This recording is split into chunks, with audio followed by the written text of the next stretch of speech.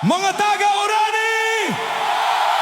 Sanay nag-enjoy kayo sa inyong mga narinig na aming inihandog na mula pa rin sa mga composition ni The Blind Composer!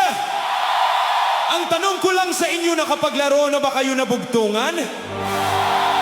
Mayroon bang marunong magsayaw ng cha-cha dito?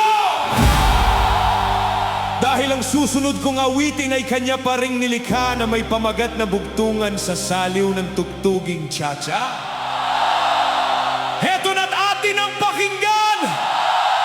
Orani! Let's go, go! Let's dance cha-cha!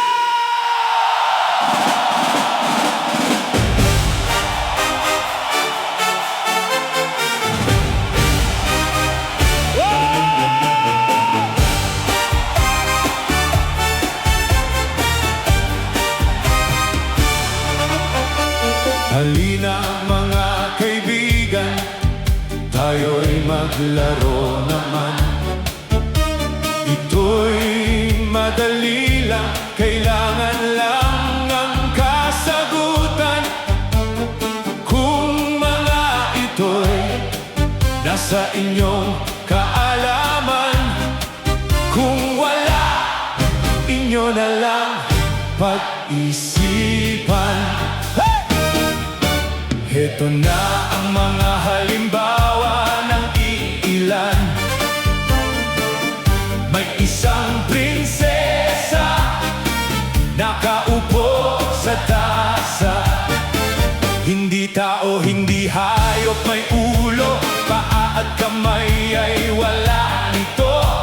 Habang iyong pinapatay, humahaba ang kanyang buhay.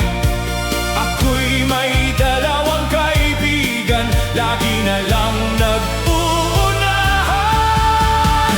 Yan ay ilan lamang na dapat niyong sagutan. Noong unang panahon pa, yan ay pinaglalaruan. Basta nagumpukan ang mga magkakaibigan, dahil ito ang kanilang pinaglilibangan.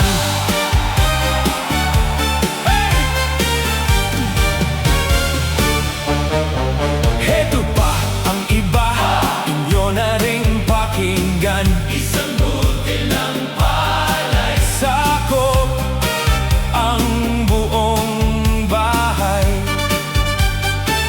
Dalawang bolang itim, malayo ang nararating. Isang hukbong sundalo, dikit-dikit ang mga ulo. Dala mo dalaga, dala ka ng iyong dala, maliit na parang sibat. Sandata ng mga pantas, yan ay ilan lamang na dapat niyong sagutan.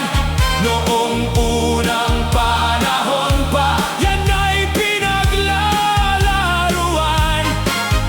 Basta nagumpukan ang mga magkakaibigan, dahil ito ang kanilang pinaglilibangan.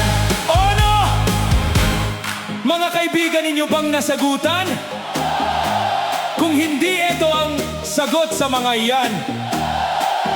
Yung una sagot ay kasoy. Sumunod palito ng posporo. Sumunod ay kandila.